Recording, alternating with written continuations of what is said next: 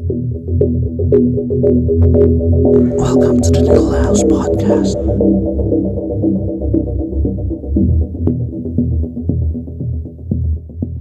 Hey yo, what is up, you guys, and welcome back to the Needle House Podcast. And this is your boy Marcus the Second. Kamusta na kayo? Sana okay lang kayo lahat. Ako ito, okay naman. um, o nga pala, no? If you're new to this channel or nanonood ka at hindi ka pa subscribe, please do subscribe and hit the bell icon para nanonotify ka tuwing may bago tayong video, tuwing may bago tayong episode, dahil we are turning this channel into a podcast. Okay? Yan. Actually, medyo napapagod ako. No? Kasi parang same video, second take na to, kasi yung unang take ko ng video medyo nag-enjoy ako, tapos parang nagdire-diretso ako, no cuts, and pause and all. Tapos nung pinakinggan ko, ang pangit pala ng audio. Tapos yung lightings din, parang napangitan ako. So yun, lumabas kami ni Labi Dudes. Bumili kami ng ilaw para magkaroon tayo ng konting pailaw sa likod, no? Hope you guys like it, no? Gusto ko talaga yan, yung kulay blue na ilaw. Ewan ko, pero dadagdagan ko pa yan. Baka sa isang buwan na bibili pa ako ng isa pang ilaw, para naglalaro yung ilaw natin. Siguro lagi tayo ng isang pink dito or purple. Tingnan natin, kasi medyo patay yung ilaw dito nandito yung nanggagaling yung blue na ilaw. Anyways, ayun. Ano nga bang pag-uusapan natin today? Well, ang pag-uusapan natin, eto, nabasa ko to, no? Parang sa lumang video na to tas may nanood lang, tas may nag-comment. Kasabwat, what's your worst customer? No? Pag-usapan natin yan, no? I don't actually have a worst customer, but I had like some bad experience sa customer, no? At explain ko na lang kung ano yung mga kinaiinisan ko sa customer para that I consider worst or bad customer para sa akin, no? But of course, sana walang ma-offend dito, no? Hindi naman ako magne-name drop. Kwento ko lang yung mga na-experience ko, no? And kasi ako especially nung may tattoo shop pa ako, no? Ngayon wala na ako masyado na experience kasi nga I'm not really doing tattoos na for customers. Most of the time friends and families na lang yung mga tinatatuan ko. But nung may shop pa ako, may tattoo shop ako, I had a lot of experience kasi ang dami kong tinatatuan nun, as in araw-araw meron, sunod-sunod yan. So at saka sobrang eager pa ako noon kasi yun yung main source of income ko, no? Kaya hindi talaga ako masyadong nakakatanggi sa customer. Ngayon kasi talagang nakakatanggi ako. Hindi naman dahil mayabang na ako or but kasi syempre mas nakafocus ako sa trabaho ko, no? At ayun. So simulan natin. Siguro start ako sa mga worst, tapos yung mga bandang dulo, mga nagni-nitpick na lang ako sa mga ayoko, no? Pero ako, para sa akin, worst experience ko sa customer, no, is yung mga lasing na customer, no? Sobrang dami ko na experience niyan, lalo na yung shop ko noon. Nung yung shop ko is nandoon lang sa harap ng bahay namin. Nagpagawa ako ng tattoo shop na malapit lang sa bahay namin. Kasi sa experience ko, nung yung shop ko malayo sa bahay namin, sa Malolos yan, nahihirapan ako. Syempre, araw-araw, gigising ka, magbubukas ka, may upa ka, basta madaming bagay. Tapos, naisipan ko na lang, doon na lang ilagay sa may, hindi naman harap, sa may medyo harap na gilid ng bahay namin. Ayun, ginawa ko siyang tattoo shop. Tapos, parang doon na rin kasi ako nakatira, no? At halos 24/7 din yun. Kasi nga, doon naman ako natutulog, doon ako halos nakatira, nandoon lahat ng ginagawa ko. So, ang nangyari is, ang daming walk-in. Pero hindi pa yun yung time na sobrang daming kong customer. As in, nung nandoon na kasi ako, although meron pa din, hindi ako nawawalan linggo-linggo. Pero nung dati kasi, nung nasa ibang lugar pa yung shop ko, doon talaga maraming customer na hindi mo ina-expect, no? Ang dami. Pero yun, number one is yung lasing, no? Yan, nakakainis kasi yan. Una, sobrang kulit. Um, Nakakainis yung pagkakulit ng mga lasing, no? Kapag gusto nila magpa-tattoo. Siyempre, di naman ako lasing. Hindi ako nakakasabay doon sa tama nila. Hindi ako nakakasabay sa kulit nila. At hindi talaga ako ganun kakulit. Pero, ayun nga, medyo nakakaurat pag may nag-walk-in na lasing. No? Sobrang gusto nila, tatuan agad sila. Tapos, ang dami nilang gusto sa design. Tapos, kapag umuo ka, diba? Kasi noon, syempre, sabi ko nga, yung main source of income ko, madalas talagang oo ako, tatatuan ko yan. Lalo na kapag minsan, nasi-zero ako for the week, tapos yun lang yung meron ako. Talagang tinatatuan ko yun. At ang nakakainis kasi doon, no, di pa kayo nagsisimula, naiinis ka na. Bad vibes ka na. Ewan ko, hindi ko nilalahat ng tattoo artist. This is just based from my own experience, no? Simula pa lang naiinis ka na, hindi ka pa nagtatato, naiinis ka na. So bad vibes ka na pag nagtattoo ka. Medyo nawawala yung focus mo sa tattoo, 'di ba? Nandoon sa lasing yung focus mo. So nakakainis 'yan. Pangalawa, napakalikot. Sobrang likot tatuan ng lasing. Tapos madugo. 'Yan. Tapos hindi totoo yung sinasabi nila pag lasing ka, wala kang mararamdaman. Hindi, mas feeling ko nga mas nararamdaman nila, mas sensitive yung balat nila eh.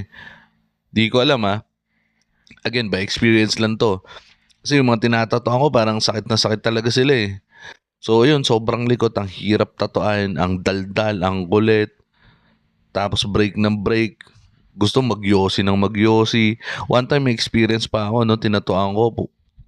Sorry napapamura ako eh. Pero tangina, dumudura dun sa shop ko. Diba? Hindi ko naman mapaalis. Siyempre, kita ko yon that time, no? Tapos, hindi mo naman mapatulan. Gusto mong bugbugin. Diba? But for the sake of income, no? Kasi, siyempre, we also have to consider the business part of tattoo, no? Siyempre, may business part yan. May part yan na yung artistic part. Pero, when it comes to business, diba? Bills to pay, yan. Well, kailangan natin tiisin yung mga ganun. So, ayun, na-experience ko yun. At, tsaka nung panahon na yun, nakakainis kasi, yun yung mga time na, doon ako natutulog sa shop. So, naglalatag lang ako. Parang, nakakainis kasi dumudura doon. Tapos, pinayagan ko na nga na magyosi sa loob. Sige, doon ka na magyosi. No problem. Kaso, nangyari, yosi, dumudura. Nakakainis talaga. Gusto kong bugbugin. Hanggang ngayon, pag naalala ko yun, gusto kong bugbugin yun eh. Buti na, hindi ko na nakikita yun. Pero, nakakainis. Ayun, ano pa ba? Sabi ko nga, madugo masyado pag tinatatuan mo. Kasi, syempre, mataas yung blood pressure niyan eh. Talagang dumudugo talaga siya. Tapos, isa pang nakakainis dyan, pag natapos na yung tattoo, daming reklamo, daming gusto. Tapos, minsan, may mga ganyan, ang hirap pa singilin. 'Di ba?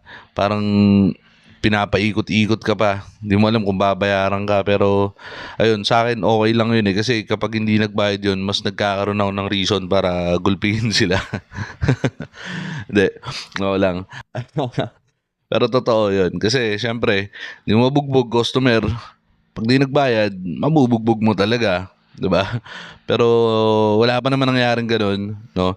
Isa lang nakakatawa sa ganyan dati nangyari sa akin. May tinatuan ako, lasing na lasing din. Sobrang laki ng binayad. No, sinusoli ko ayaw tanggapin. Parang sobrang tuwa daw niya doon sa tattoo. Yun. Anyways, yun yung upside pag malasing minsan Gano'n. Pero ayun, ano pa ba? Meron pa akong isang tinatuan na lasing 'no. Na-experience ko 'yan ano,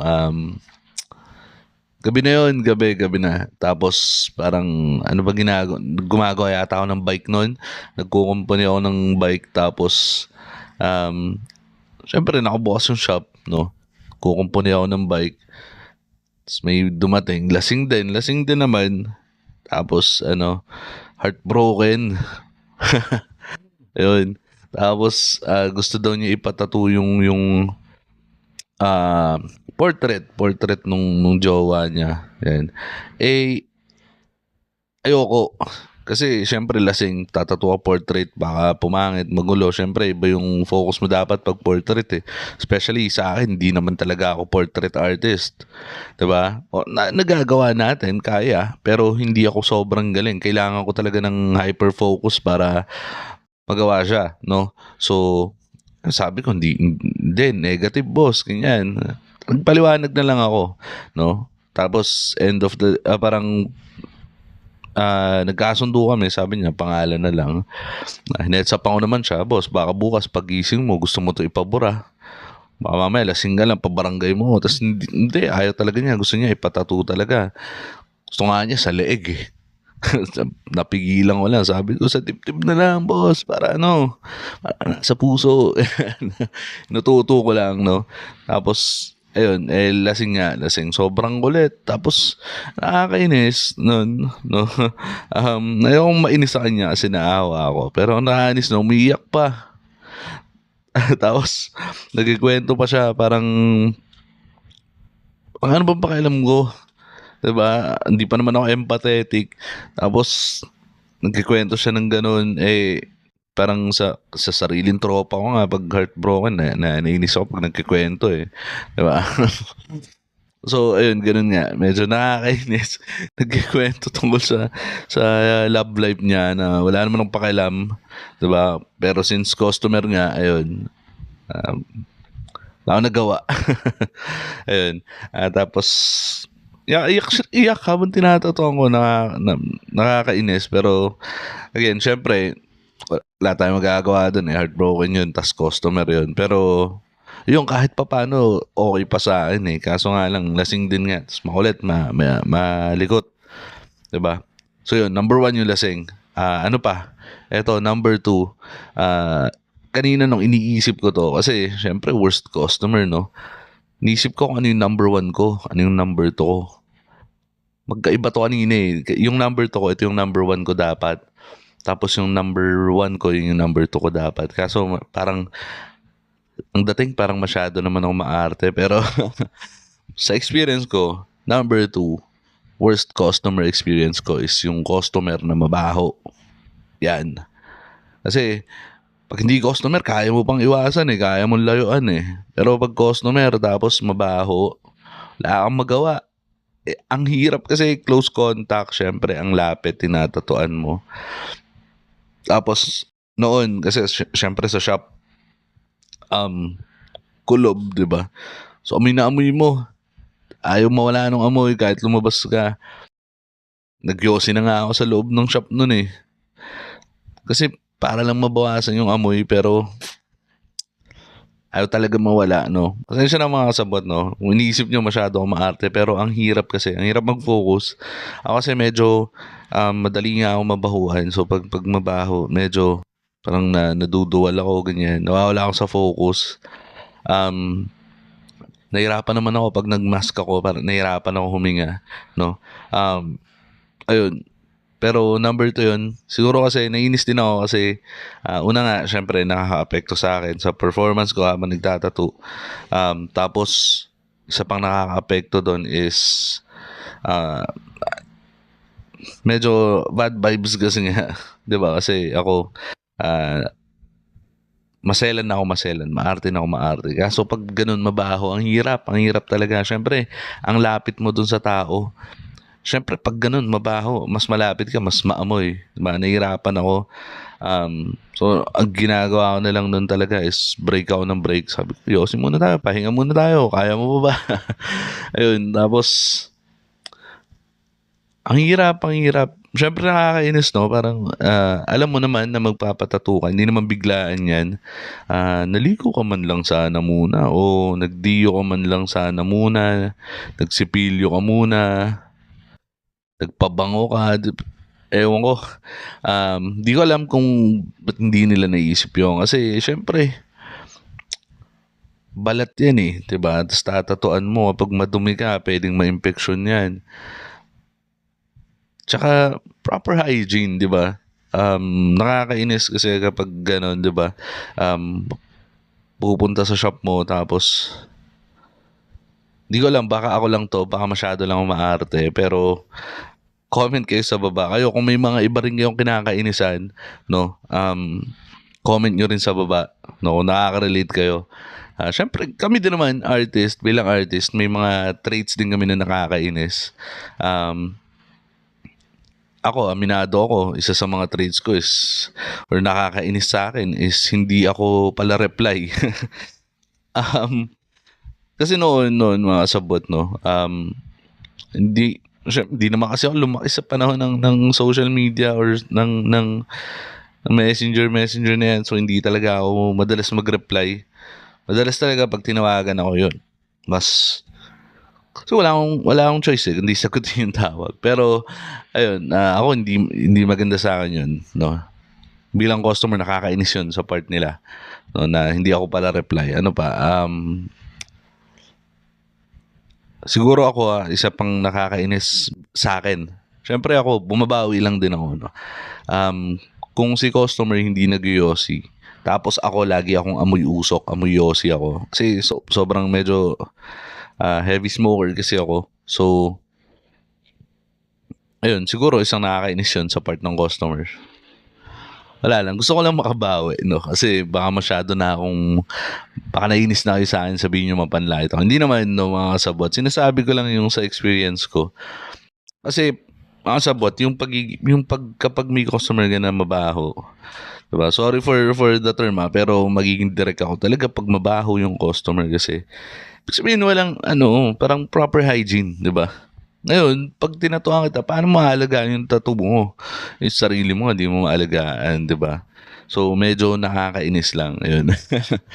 Um, Ayun, ano pa ba? Ano pa ba mga nakakainis na mga worst customer na na-experience ko is isa pa 'to is yung, mga barat na customer 'no. Um, Siyempre gaya nga ng sabi ko kanina, tattoo has a business side din, 'di ba? Siyempre paano ka makakapag-tattoo, paano ka kikita, paano mo mare-replenish yung mga gamit na nagagamit mo, 'di ba? Yung mga supplies, ink, needle, whatsoever. And kung di ka kikita, paano mo siya mare-replenish, 'di ba?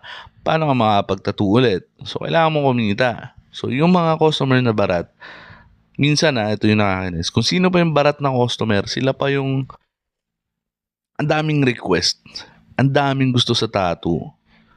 Boss, baka pwedeng lakihan mo pa.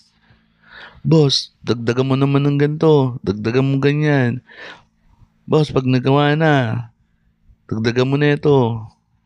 Okay, napag-usapan niyo black and gray, boss kulayan mo na lang. Siyempre, ako kasi 'pag nag-tattoo ako, 'pag ginawa ko siyang pang black and gray siya. Siyempre yung shading ko nun, placement ko nun maiiba or yung shading ko, siyempre hindi naman puwedeng basta kulayan mo na lang yun kapag medyo heavy na yung shading mo kasi nga black and gray. Ayun, nakakainis kasi kung sino pa yun nga, kung sino pa yung barat, 'di ba? Sila pa yung ang daming request ta's madalas pa diyan kapag tapos na yung tattoo, "Boss, sayang yung tinta, may tinta pa. Lagyan mo ano, birthday ko dito." Walang nakakainis kasi yung gano'n siyempre, although oo, tama naman kayo meron pa, pero siyempre yung effort sa pagta-tattoo siyempre wala minsan parang nakakainis lang masyadong nagte-take advantage 'no.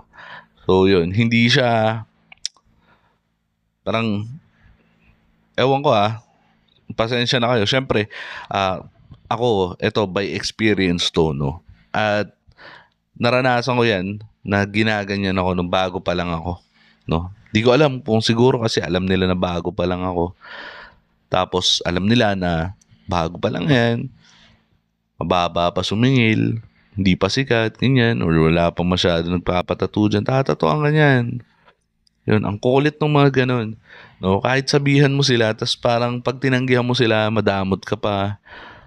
Parang um, masungit ka na tattoo artist. 'Di ba? Nakakainis yung ganun. So, yung mga barat kasi minsan yun, isa pa yan, ano pa yan, magko-compare pa yan sa iba. Oh, bakit kay ganito lang? Bakit sa'yo ganyan? Ang mahal naman. Alam mo yun, dederechahin ka pa nila na gano'n, nakakainis. Sila na nga yung barat, sila na nga yung nagtitipid sa sarili nila. Diba? Tinitipid mo yung sarili mo, dapat nga, mga ganun, binibigyan ng leksyon, no? Kapag ka yung mga binabarat ka sa presyohan, dapat yan yung mga binabasura yung tattoo, eh. No? kung masamang tao lang talaga ako, eh. Diba? Kaso hindi, syempre, nandoon din, aside from the business part, nandoon din yung artistic part sa pagtatattoo, 'di ba? Yung passion, 'yan. Tapos yung pagiging artistic mo, hindi mo naman maatim na papangitin yung tattoo kasi syempre, 'di ba? Tapos pangalan mo rin 'yun. So 'yun, para sa akin yan yung top 3 na mga pinaka nakakainis na customer. Alam ko marami pa diyan, marami pang klase ng customer na nakakainis. At marami kayong na-experience yan. Alam ko, ako, ilang taon pa lang naman ako nagtatato. Almost 2 decades pa lang, no? Almost naman. Malayo-layo pa. Pero magto 2 decades na rin, no? Um, sa dami ko na nang na-experience sa ganyan, no? Medyo, parang, kala nyo siguro maarte ako or maselan o parang masungit, no? Pero hindi kasi syempre may part din sa customer yun, eh.